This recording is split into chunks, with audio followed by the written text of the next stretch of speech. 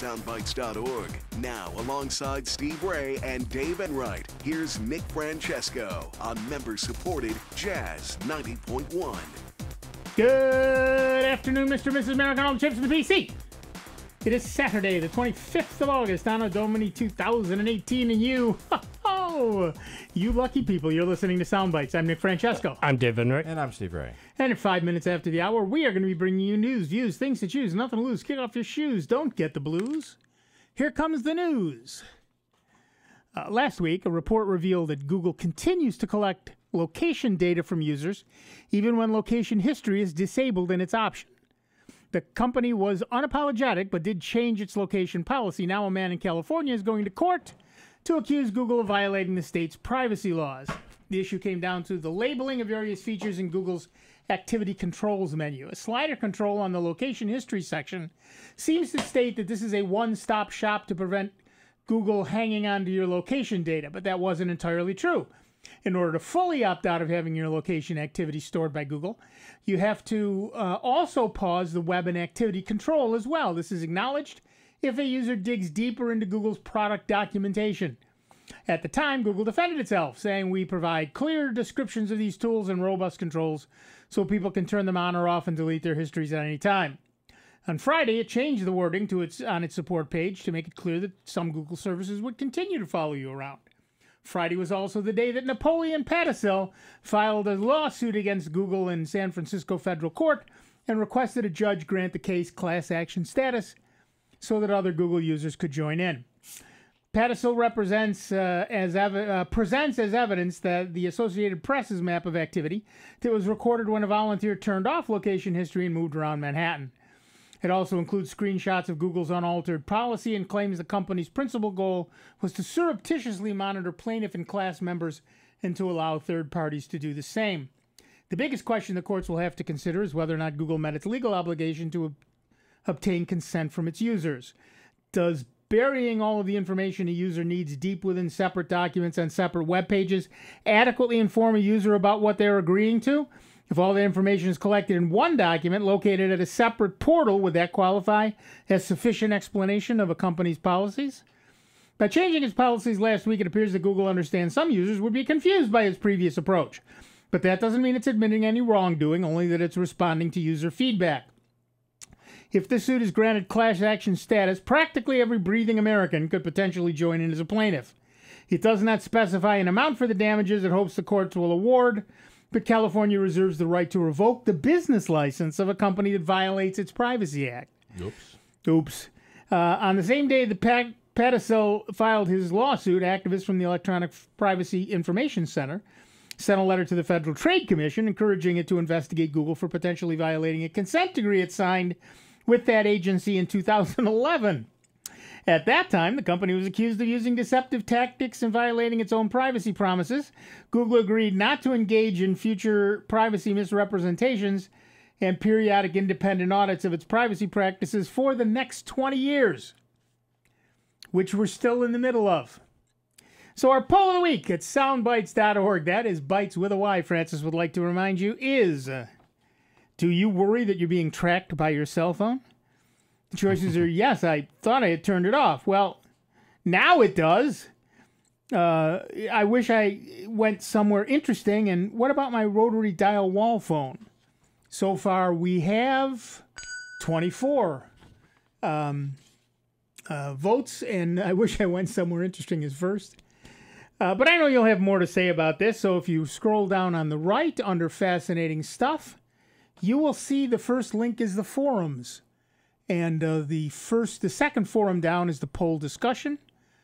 Currently, at least, the first item under poll discussion is not there. Where'd it go? I don't know. That's a lovely question. I don't know where it went. Well, harumph. It was on another website you managed. Apparently I put it somewhere else. Okay, so never mind that. You can give us a call. 585-966-JAZZ. That's 966-5299. Toll free 1-800-790-0415. And what's interesting is even though Google might not be tracking you as much, your cell carrier is. Your phone has to know where it is so it can ring. And you see it in cop shows all the time. If it's in the cop show, the real cops are probably doing it better. Right. But you triangulate your cell position. And that's actually going to get better or worse depending on your viewpoint with 5G cell network. 5G is a shorter range than current 4G towers, so they need more towers, which means your location is going to be known to an even closer distance. Right. And you're absolutely right. Every cell phone carrier is tracking you. Whoever is whether it's Apple or Android, they're tracking you. If you've turned on GPS, that's a closer track. That's a closer track. Yeah. But they're all tracking you all the time. Right. Fortunately, the Supreme Court just ruled a couple weeks ago that police have to get a warrant for long-term tracking data from the cell company, and that seemed to be the key because in the specific case that was being heard, the police got like 3 months worth of data, and that was too much. Right. So now the laws and courts are going to have to rule what's enough and what's too much. So if I only want a week's worth of data, do I need to get a warrant? Right. Or a day's worth or an hour's worth? We don't know yet. But it doesn't matter because somebody is keeping those data for 6 months. Yep. Or whatever the number is. So it's an interesting issue, and we'll see. We'll keep you informed. And, of course, you can give us a call at 585-966-JAZZ.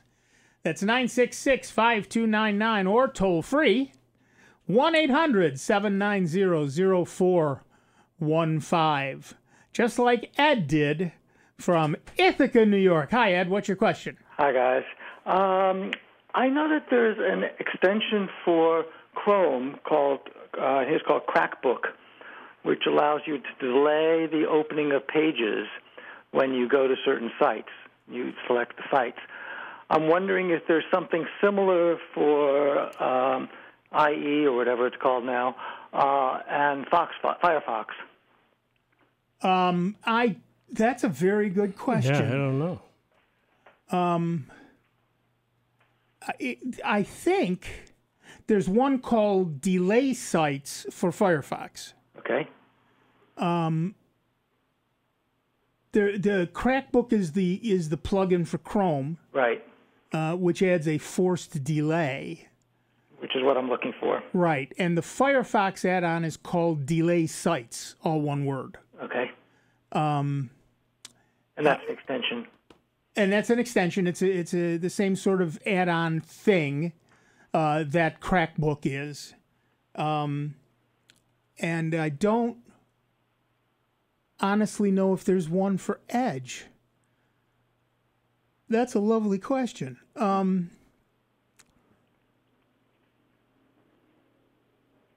don't know. I really don't know. I'm sorry. I you have to look into it. Microsoft's store is not really available to me on this Chromebook. Right. So I can't really look it up, but I really do not see one in the list that I do have available to me. Okay. Sorry. Is there a way that somebody could post it on a forum or something so that if one of the listeners knows, we can use their resources? Yes, on the Soundbytes website, there is the forums down on the right. We just talked about that. And the second one down is the poll discussion. But the first one is the show discussion, where people can, if they find something, post an answer to something that we might have not. Right. We could have say one opinion and state, we'll do this, and other folks have other experiences, and they post that there too. Okay, great. All right. So thanks keep so much. checking back, and if because people download this show all week long. Right. We have hundreds and hundreds of people who download the podcast, and also, of course, watch the YouTube channel, and so an answer could pop up anytime. Okay, I'll check it. Thank you so much. Yep. Bye. Bye-bye. Yeah, it's a lot of people don't like things that take forever to load, and if you can delay that load or prevent it from happening. The one that's getting me right now is Forbes.com. Oh, yeah. They insist on loading a video, And then if you scroll down, that video, at least on my machines, pops down into the lower left corner. Yeah, you try to scroll. And covers the story. It follows you down the page. That makes me insaner. Oh, that's annoying as all get out. And yet they don't care. They don't care. No. Oh, I get it. But that's the way it is. All right, back to the phones. Our next caller is Mark from Greece, New York. Hi, Mark. What's up? Hi, guys. Two things I wanted to say. One thing, I know a lot of people are so interested in running the Google apps or the Play Store apps on their Chromebook, but I want to let people know that there is another way to run those kind of things on a Windows laptop, and that's a program called BlueStacks. Yep. So, and it works quite well, probably not as efficiently as the Chromebook does, but it's a nice way to get to those kind of things on a Windows machine. Right. Thanks. Yep. Yeah, and the second thing is Greenlight is coming to my neighborhood. Yay! So if anybody lives in the Greenlight district, that's going to basically run from Elm Grove down Straub Road to Long Pond, Long Pond to Ridgeway, and Ridgeway back down to Elm Grove. So basically all the neighborhood behind Unity Hospital. Yeah. That is the new Greenlight district. Nice. So what you need to do, if you are in that area, go to greenlightnetworks.net, I think it is. greenlightnetworks.com works, I think. I'm waiting for it to appear right now. But and you get to sign up, and signing up doesn't guarantee. It doesn't obligate you to anything. It just says you're interested. Yeah, Greenlight Networks, greenlightnetworks.com works. Yeah, so they are accepting orders. Yeah, now. So check availability. If you're not signed up, sign up if you're in that neighborhood. They will they prioritize based on how many people in a neighborhood are clamoring for the service. Hint, you should all be. Yeah. But you know what? Like in my neighborhood, yeah, I know you're very upset. Yeah, because the area that they defined goes behind me. Yeah. And those are all older folks. And I got 2 chances of that happening. Yeah, I know. Slim and none. I know. I feel bad for you. I do. That ticks me off because it's literally down the street. Yep. Well, that's kind of the problem people are going to have, say, like on Straub Road. I live off of Straub, but I live in a neighborhood, if you're coming, say, from a Long Pond, I live in the neighborhood that is west of Straub, and that's part of that district. If you live across the street on Straub, you're sunk. Right. That's not part of the Greenlight district that they're putting in. Well, and not part of that particular. Running down the road, but you have no access. But Mark, I got it. So the people across the street from me have it. Yep. That's exactly what he's saying. So you got to run a wire over the. Yeah, but this is one of the same thing here. Between going down Long Pond, if you're across the street from the hospital, you're sunk. Yeah. So that's just kind of how it is. But as people get it and they talk and start telling people, the more you tell people, the more likely you are to be connected.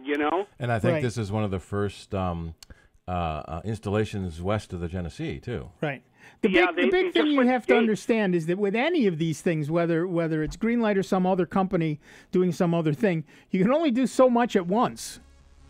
And so, they're building it out as they build it out, but it's not an instant thing. Listen, we got to take a break. Thanks, guys. Thank you. Going to take a quick break, back in just a couple of minutes with Dave Enright, with Steve Ray, with me, Nick Francesco, and with you.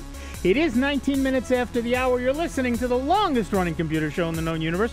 Why, that's Sound Bytes, right here on the truly great and truly grateful to you that we continue to be member-supported Jazz 90.1.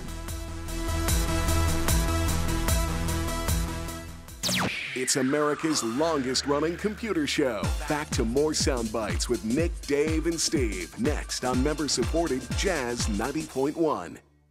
The success of any business depends on its ability to offer value. a great quality product or service for the right price. Businesses themselves need to get value for the things they need as well. As an underwriter of Jazz 90.1, you can get the word out about your business, what you do, where you are, and how to reach you. Underwriting messages are straightforward, simple, and easy to remember. Underwriting at Jazz 90.1 is a great way to promote your business while supporting public jazz radio. For more information, call the Jazz 90.1 business office at 966-2660 today. Bad theater seats, cheap Halloween masks, my apartment, all things with obstructed views. Add to these large trucks and buses. 18-wheelers and large buses have big blind spots, and like my apartment, they don't always have the best view. Bus and truck drivers deal with blind spots around the entire vehicle. Always take care not to ride alongside or too close behind them. Our roads, our safety. Learn more at sharetheroadsafely.gov. Hi, I'm Dr. Anita Chandra with today's tip for kids from the American Academy of Pediatrics. Did you know e-cigarettes can be just as addictive as regular cigarettes? This is especially true for teenagers whose brains are still developing. Parents should learn the names for e-cigarettes and what they look like. Talk to your teen about the dangers of nicotine. Often, teens who start with e-cigarettes take up other forms of tobacco. For more information, visit healthychildren.org and talk with your pediatrician. What do you call a station that plays swing all weekend and blues all week long? We call it Jazz 90.1 Swing and Blues. If it sounds good, and it does, surf on over to jazz901.org and in the right-hand column, click on the Jazz 90.1 Swing and Blues button. Instantly, you'll be deep in the blues or totally in the swing of things, depending on the day of the week. Swing all weekend, blues all week long. The Jazz 90.1 Swing and Blues channel. Take a listen now. Visit jazz901.org, then click the Swing and Blues button. Official WGMC contest rules are available online at www.jazz901.org. Many websites selling medication may look professional and legitimate, but the vast majority of sites selling prescription drugs are doing so illegally. Criminals use websites to sell counterfeit medications that may contain life-threatening toxins. Dot Pharmacy is a website verification program that helps you identify safe and trustworthy online pharmacies. Purchasing medicine online can be safe and easy. Just look for pharmacy to the right of the dot in website addresses. A public service message from the National Association of Boards of Pharmacy. Here's the latest Jazz 90.1 weather forecast. The weekend is largely rain-free, but later on tonight and into Sunday, the stage is set for a warm front to move through western New York and the Finger Lakes with nothing more than a spotty shower. Otherwise, your Saturday features intervals of clouds and sunshine. The humidity levels will remain in check, the high temperature in the middle 80s. We'll look for increasing clouds tonight, the overnight low in the middle 60s. Clouds, some sun, warm and muggy once again for Sunday, with highs in the low 80s, maybe a shower early in the day. I'm meteorologist Josh Nichols for Jazz 90.1. And currently right now we got a few clouds out there, scattered clouds they're calling it. 79 degrees out at the airport and 82 here at member-supported Jazz 90.1. Computer problems? Get answers from the experts. Sound Bytes, noon to 2 Saturdays, only on Jazz 90.1. Welcome back, everybody. I'm Nick Francesco. I'm Dave Enright. And I'm Steve Ray. And at 24 minutes after the hour, we are Sound Bytes. And we have Patrick from Batavia on the line. Hi, Patrick. What's up? Hey, guys. I have an interesting situation. I heard you talking about the 100 megabit question. In Batavia, we have an option now. It's only they're really pushing the 1 gigabit, and it's very reasonably priced. I won't do a commercial for them because they're not sponsors. But what are your thoughts on this? I consider I have an older machine and like 2 gig of RAM. So I'm trying to look, other than buying a new machine, to optimize this. Would you see any considerations that I should be thinking about? In terms of, do you need gigabit? Well, yeah, I guess for all of that. Yeah. I mean, I guess I could deal more with it. Could I use it? Because there are some situations where I seem to have had some issues, but I'm wondering, would it be able to use it with an older system with a smaller amount of RAM, or would any more RAM help? Or well, it's two things. First, if you are on wireless, your maximum speed is probably 24 megabits. No matter what you're getting. What I did is I have like 4 computers, so I normally would have my laptop sitting in front of my desktop. So I realized, hey, I've got 4 slots on the back of the router, so I just plugged the cable in. Now I got 2 of them. Now with my service, I generally run between 91 and 97 down and 15 to 20 up. Right. And are you finding that is constraining you in any way? Well, of course, it complicates things because I just started doing that recently. I had run into a situation where I was doing a Zoom webinar, and it seemed to be the service was a little sluggish. So I was wondering if maybe I came over or I had considered upgrading it. Right. Well, here's the thing. $15 a month more. Right. And they did say I could do it on a trial basis. But I guess I'm just looking for some thoughts of what you think might be any constraints on. There's several constraints. First is, what is the speed of your Ethernet connection? Older machines often only have 100 megabit connectors. Yeah, I checked it. It does have the gig option. All right, but that's one of the things to check. Does each device have gigabit Ethernet? Strangely, the desktop had a gig. The laptop had 100 meg. So I thought that was weird. I expected it to be the other way around. Right, but anyway, I did look into that part. Right, so you'll never get more than 100 megabits on your laptop. Right. No matter what else you do. But gigabit is good. So then you have to worry about if everything plugs directly into your own router and it is a gigabit router, then you'll get that kind of speed. It gets very complicated. Particularly when you're doing... The company provided the router. I called them, and they said, let me check, hold music, and I came back, and they said, yeah, your machine would work with that. Okay, there's always the question, is it going to be worthwhile and all that? And the good news out of this, they would actually let me do it for a month or two. It certainly can't hurt to try it. The problem with some of the video things is that the issue it could be at your end being a video card problem, the card being not capable of keeping up. But it could also be their end. If they're doing a multicast and it's not, their machine isn't powerful enough, or their network connection, let's say they got 1,000 people on that connection, that may be overwhelming their end of the connection. You may have 10 gigabits and the fastest machine on the planet, but if it's not sending you the data fast enough, then you're not getting the data fast enough. If you go to something like YouTube or watch a movie on Netflix or whatever, and that's fast, then you know that the issue is not your machine. All right. Or your connection. I guess my big question is, I wanted to start eliminating things. Would RAM have any positive impact, like going from 2 to 8 gig RAM? If you've only got 2 gig of RAM, you need more. If you're going to be doing a lot of video stuff and multitasking and things like that. I'm sorry, more RAM would be better, right? Yes. Okay, thank you. More RAM would probably be quite useful for some things. Not for video itself, but while you're watching video, other things are going on in the background. And if it has to swap, then you get stutter. Like you're reading your email in one window while you have a video playing in another window. Right. Yeah, the more RAM just gives you, think of it this way, a bigger dance floor.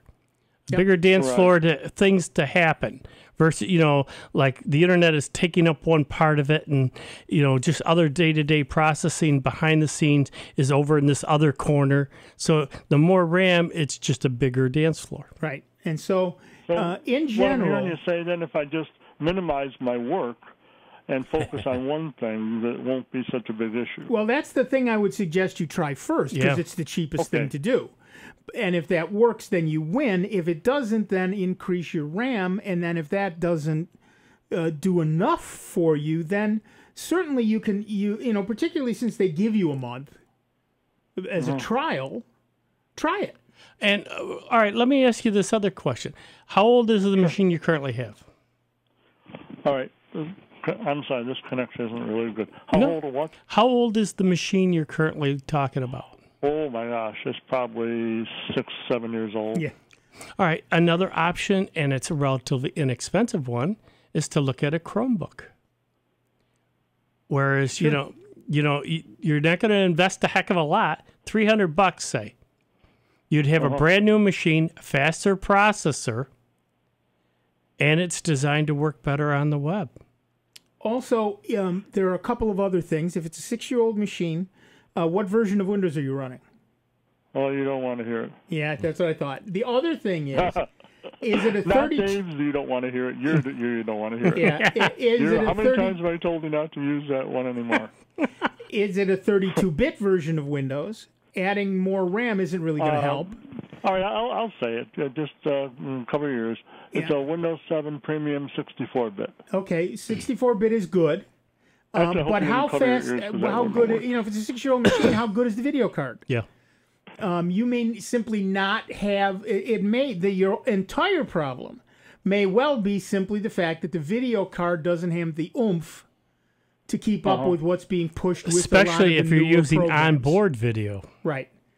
So the problem, Patrick, is that you can change everything piecemeal, but as we've said so many times, there's always a bottleneck, and you're just moving the bottleneck around. Same hammer my grandfather used. Yeah. Replaced the head twice and the handle 3 times, but it's the same hammer. It's the same hammer. but the basic problem here really is that somebody's got to do a full analysis of your machine before they can tell you where the likely bottleneck is right now. You gave me some things to look at and considerations, and I appreciate that. What I'm doing is kind of a hobby, so to go out and buy a new machine just kind of screw around. I just was intrigued by the idea to be able to get up to a gigabit for a reasonable price. Well, it is a very reasonable price, and if a car drives 150 miles an hour with a speed limit 65, I mean, you can only go 65, right? Right. You buy a Porsche 911 and you take it to the store to buy milk. It can go 150 miles an hour. Right. That's all you need. But the one nice thing about going to a Chromebook is, one, you don't have to hear any criticism about what version of Windows you're on. You don't have to put up with viruses. You don't put up with spyware. You don't put up with malware. The real question is the video stuff you're doing, is it proprietary? If it is and it only runs under Windows, then you're kind of stuck with Windows. But I think that's it. I'm good with Chromebook. I have a couple. Yep. But the issue on this particular Zoom program I'm using, I believe, only runs Windows. Yeah. But I would look more. First, I would look at the video. Well, certainly, like I said, for $15 a month as a test, and they'll let you drop back if you need to. Try the gig and see what happens. But I doubt that that's your problem. I sincerely think your issue is you're going to find your issue is video card. Especially if that video card. If you look at the back of the machine, and you're using what they call the onboard video. It doesn't take up a slot. It doesn't take up a slot. If it's not taking up a slot, you're using the onboard video. So if you really, depending on what you want to spend, get a regular video card. So it's separate because that video memory takes away from that 2 gig that you're using. Okay, I'm using that program called Specky that somebody mentioned quite a while ago. And it tells you all about your machine. Right. And it looks like this is 895 megabyte ATI Radeon 3000 graphics. That's not bad. No, that's a good one. That's not bad. That's not bad. That should do you for this. So, it is possible that it's simply the driver. Like I said, you need to start troubleshooting. The easiest thing to do first is to increase your speed, but honestly, 100 megabits should be fine. So you're really thinking I should stick with what I got? Well, like I said, it cannot hurt for a month. Spend $15 and give it a try and see what happens. That was the kind of the clincher, but it was weird. Then I called them back, and they were kind of like talking me out of it. Then I went down to a place that sells the stuff here, and they said, if you're a high-end gamer, but, and this guy loves to sell stuff, but he said, I can't see it, I don't know if you're wasting your money. Well, he's mostly right, but for $15, kind of weird that the people that sell it aren't. no, so well, again, then they're honest, right? Because they're good. Yeah. They're not trying to just sell you something just for the sake of selling it. They're asking the right question, and they're the type of folks that you want to stick with because they're giving. It's a lost sale for them. But but it's better to have a customer that's happy. Because you're honest with them. Yep. When I was selling, I always did the same thing. If I didn't feel it would help the customer, I wouldn't sell it to them. I won't. It's just like when people bring in the machines and they say, "Is this worth upgrading?" I'm honest with them. Yeah, I could sell them a bunch of other stuff, but it's like, why put the money into it? You can change the wrapping on a package, but the content usually still stays the same. Mm-hmm. And for when most, I shave, I still look the same. Yeah. So I shave or a beard, I still get the same face. One more quick question, just to make it worthwhile for a bigger audience. What kind of person do you think would hear, or what kind of situation would hear a gigabit download, and it's only 50 upload, but still it's twice what I get now, and say, wow, that's perfect for me? Well, certainly if you have a business, being able to get that kind of speed is important. Yeah, if you've got... what? Sharing with multiple people. Right. If you've got a house full of 50 people or a business full of 50 people. Then, or a kid that streams video all day long. Yeah. That's all it takes there.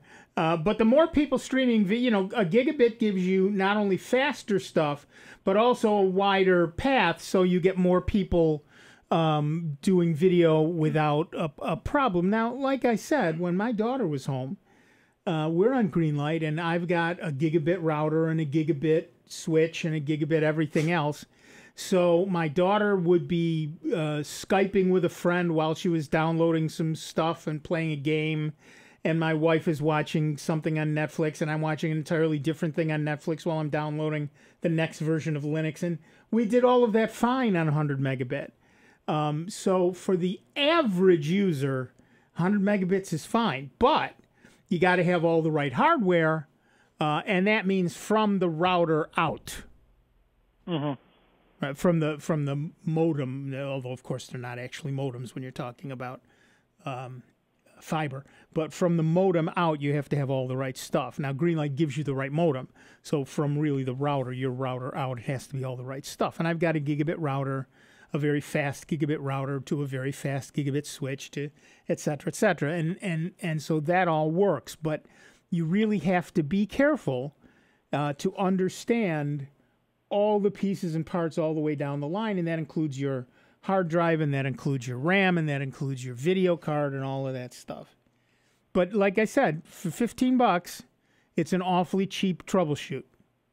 Yeah.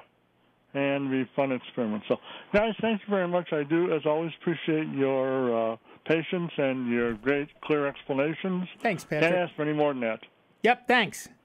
Have fun. We'll see you at the Rochester Googles. Yes, you will. Another unsolicited testimonial, ladies and gentlemen. Yep. I think I'm going to have to apologize to our YouTube stream listeners. I forgot my power cord at the office, and my battery is just about dead. Yeah. And apparently the phone charger that is here in the studio is not enough for a computer.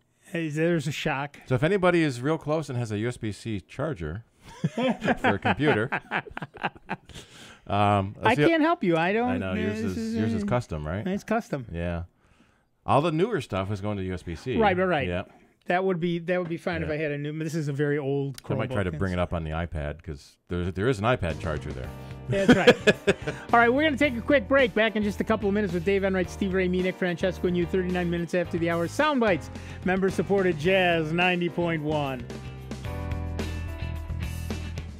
Computer talk you can understand. More Sound Bytes is next on member-supported Jazz 90.1.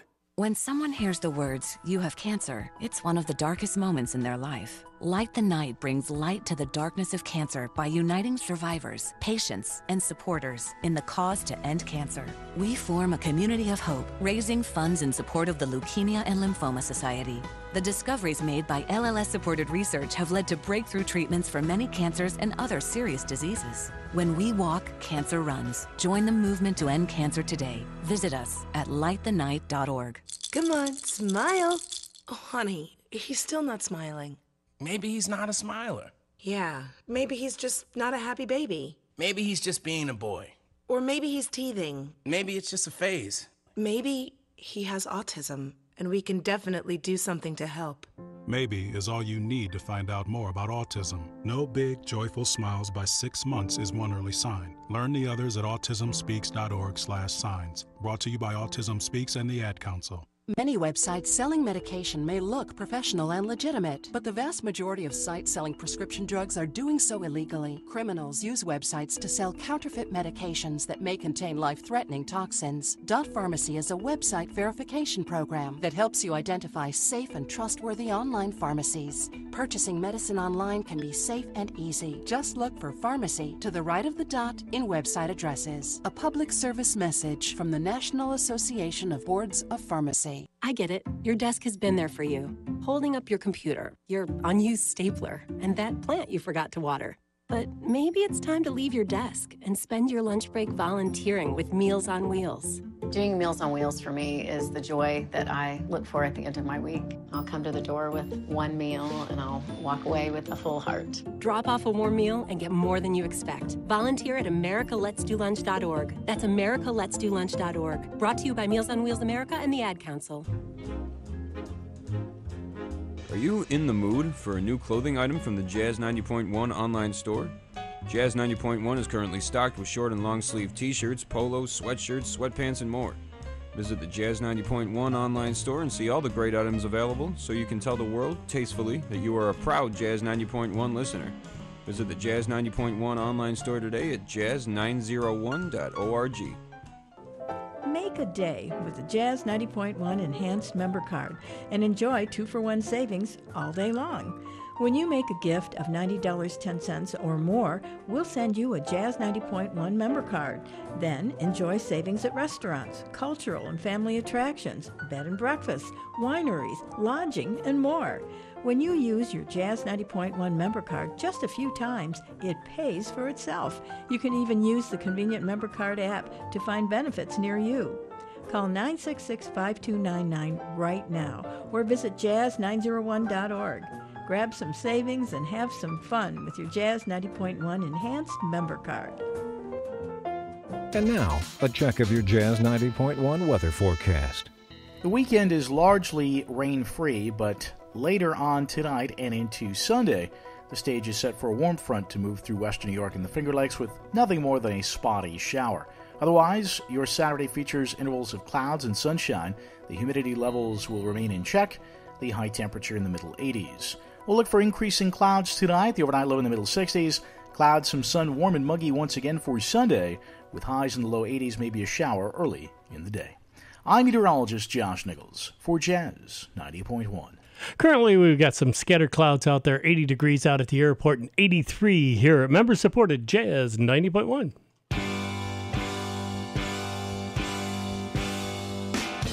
Hello, this is Paul Conley. Join me early on Monday mornings from 1 a.m. to 6 a.m. on member-supported Jazz 90.1. Welcome back, everybody. I'm Nick Francesco. I'm Dave Enright. And I'm Steve Ray. And 44 minutes after the hour, we are Soundbites, and we have Ray from Rochester, New York on the line. Hi, Ray. What's up? I'm wondering how secure documents that I have on Google Drive are. Sort of. Okay, here's the deal. Externally, Google does a very good job of keeping the bad guys out. At least they have so far. Internally, nobody knows what's going on, obviously. They say it's encrypted. They say it's encrypted, and I believe them, and I believe that they do not have the key. But the thing that you can do to protect yourself is you can encrypt them yourself before you send them up. Okay.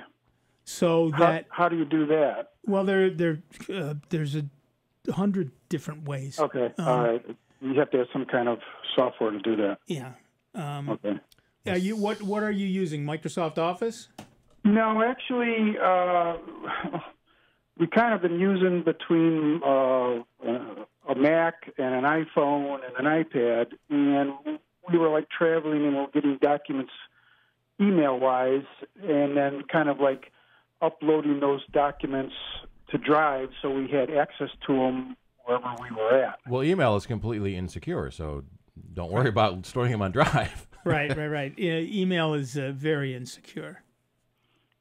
Okay, so in other words, anything that may contain some financial data probably shouldn't be left on Google Drive, is what you're saying. Well, it shouldn't be emailed to anyone. Email is like a postcard. Anyone can read it along the way. Okay, well, these were like banks and real estate people kind of thing. They should have given you an upload site that you would upload it directly to their server. Right. So Google does encrypt things that are sent to their drive. So they are encrypted when they get there.